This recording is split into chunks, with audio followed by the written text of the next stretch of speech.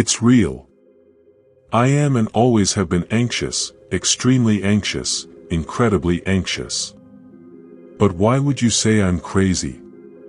The disease only sharpened my senses, it didn't destroy or dull them. What stood out most was my hearing.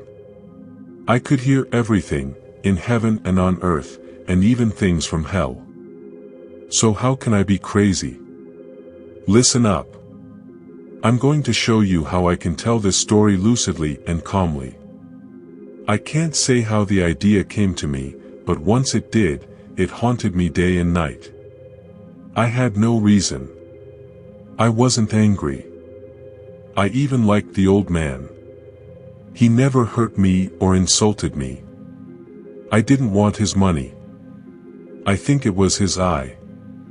Yes, that was it.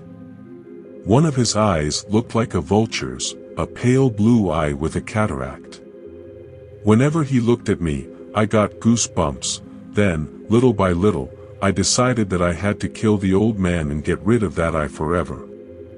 That was the problem. You think I'm crazy. Crazy people don't know anything. But you should have seen me act. With such caution, foresight and stealth I planned everything. I was never so kind to the old man as I was the week before I killed him. And every night, around midnight, I opened the door to his room very slowly. I'd stick my head in, holding a covered flashlight so as not to let the light escape, and I'd watch. You would have laughed to see how skillfully I did it. It took me an hour just to get my whole head into the room and see him lying on the bed. Would a madman be so careful? And then, when I was completely inside the room, I would open the flashlight very slowly, because it creaked. I just let a ray of light fall on his vulture eye. And I did this for 7 long nights, always at midnight, and the eye was always closed. So I couldn't do what I had planned, because it wasn't the old man that bothered me, but his eye. Every morning, I would enter his room without fear and talk to him lovingly, asking him how he had spent the night. This shows that he would have to be very clever to suspect that I was watching him while he slept. On the 8th night, I was even more careful when I opened the door. The hands of a clock moved faster than my fingers. Never before had I felt the power of my cunning so strongly. I could hardly contain my euphoria. The idea that I was there, slowly opening the door, and he had no idea of my secret actions or thoughts. I laughed softly at the thought, perhaps he heard me, because he shifted on the bed, startled. You might think I backed away. But I didn't. The room was completely dark because the windows were tightly shut. And I kept going, further and further. Just as I was about to open the lantern, my fingers slipped on the metal lock and the old man jumped out of bed, shouting, "Who's there?" I was completely silent. I didn't move for a whole hour, and he didn't go back to bed. He sat there, listening intently, just as I had done night after night. Then I heard a faint moan from him, which was pure terror. I knew that sound well. Often, at midnight, when the world was asleep, it came from my chest, adding to the terrors that tormented me. I understood how the old man felt and even felt sorry for him, although I laughed inside. I knew he was awake from the first noise, spinning around in bed. His fears were growing. He tried to convince himself that it was just the wind, a mouse or a cricket, but it was all in vain. Death was approaching, casting its shadow over him, making him feel my presence in the room, even though he couldn't see or hear me. After waiting a long time, I decided to open the lid of the lantern a lot. I opened it so discreetly that only a thin beam of light passed through the slit and fell on the vulture's eye. It was open, completely open. And the more I looked, the more my anger grew. I saw that faded blue eye, covered in a horrible film that chilled me to the core. But I could only see the eye, nothing else of his face or body. Now, didn't I tell you that what you call madness is just superhearing? I began to hear a low, monotonous and rapid sound, like a clock muffled in absorbent cotton. I knew it was the old man's heart. That made me even angrier. Even so, I restrained myself and kept quiet. I tried to keep the light focused on his eye. But the sound of the heart got louder and faster. The old man must have been terrified. Louder and louder, listen up. I'm nervous, yes. And that night, the strange sound aroused uncontrollable terror in me. Even so, I controlled myself for a few more minutes. But the sound got louder and louder.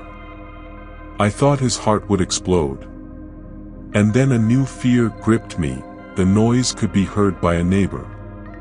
It was the old man's time. I shouted loudly, opened the flashlight and jumped into the room. He gave a squeak, just one. In an instant, I dragged him to the floor and turned the heavy bed over on top of him. Then I smiled, happy with the task accomplished. But his heart kept beating for a while. It didn't bother me, it wouldn't be heard through the wall. Finally it stopped. The old man was dead. I examined the body. Yes, he was definitely dead. I put my hand over the heart and stayed there for several minutes. There were no more beats. He was dead. His eye wouldn't bother me anymore. If they still think I'm crazy, they'll change their minds when they hear about the clever measures I took to hide the body. The night progressed and I worked quickly, but quietly. First, I dismembered the body. I cut off the head, arms and legs. Then I took 3 boards from the bedroom floor and hid everything there. I put the boards back so well that no one, not even him, would notice anything strange. There was nothing to wash, no stains or blood. I was very careful to avoid that. A tub had collected everything. By the time I'd finished, it was 4 in the morning, but it was still dark. Then there was a knock on the door. I went downstairs to open it, calmly. Why would I be afraid now? 3 men came in, identifying themselves as policemen. A neighbor had heard a scream during the night and suspected foul play. They came to investigate. I smiled. Why would I be afraid? I said that the scream had been mine, in a dream. The old man, I explained, was traveling. I showed the policemen the whole house. I took them to the old man's room. I showed them his riches, intact.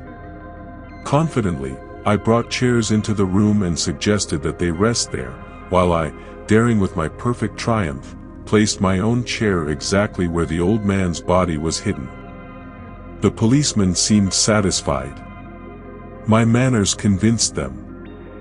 I felt extremely comfortable. They sat down and started chatting about ordinary things. But soon I began to feel pale and wanted them to leave. My head ached and I began to hear a ringing in my ears, but they continued to sit and talk. The ringing got louder and louder. I discovered that the sound wasn't internal.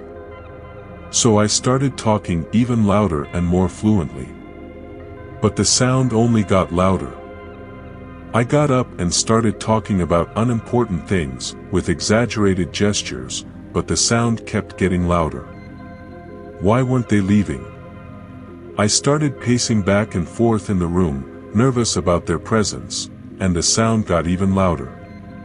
Oh God! What could I do? I started foaming with rage and cursing. I moved the chair I was sitting on, dragging it across the boards, but the noise overcame everything and kept getting louder. It got louder, louder, louder.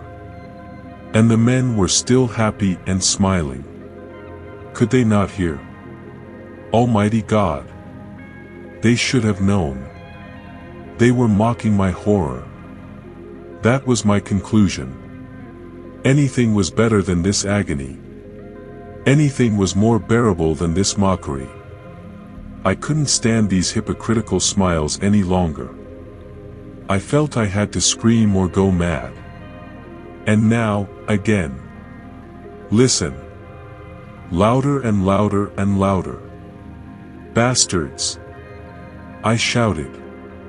No more pretending. I confess the crime. Tear up the boards. Here, here. Listen to the beating of her horrible heart.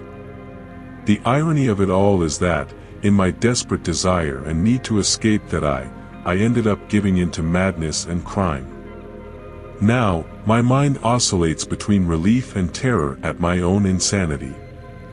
The truth is that I ended up being consumed by fear and paranoia, becoming a prisoner of my own mind. And so, as I tell this story, I ponder the irony of the human condition. Sometimes, in an attempt to escape my demons, I end up becoming one. If you like stories like the one I've just told, subscribe or stay in eternal torment. See you in the next video, or not.